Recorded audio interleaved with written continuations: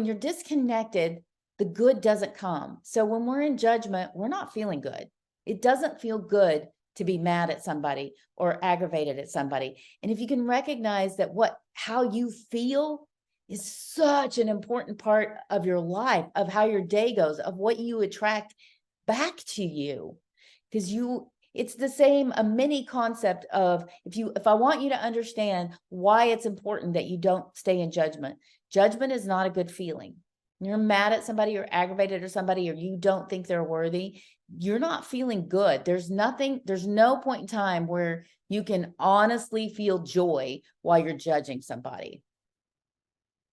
And a mini example of how that not feeling good translates to things happening in your day.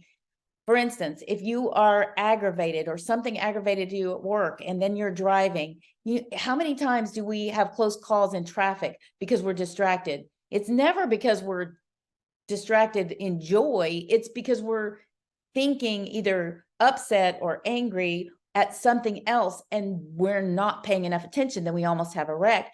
Well, that's how your life goes when you're in that negative space, whether it's judgment or anger or pain. Things just don't go well. The phone call doesn't work out. The solution doesn't come. Everything is more difficult to do. And it has to do with the space that you're occupying. That's why how you feel matters, and you want to feel good. And so when you realize that feeling anger or judgment towards somebody else is actually affecting your own connection to God, source energy, love, joy, solutions, and a safe and productive life, because you're not as safe. You're actually putting yourself out there in danger when you're in negative spaces on a regular basis. That's what you ever notice, that when people are grieving, they're more likely to have other things happen, or families as a group, you start to see more illness, more wrecks.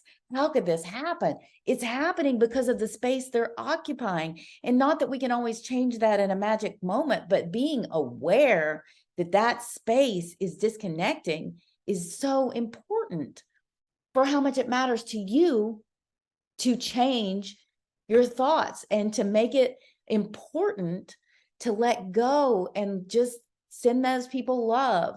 And that doesn't mean they have to be your best friend and you're talking to a phone all the time and then you're constantly battling to try to get in a good space.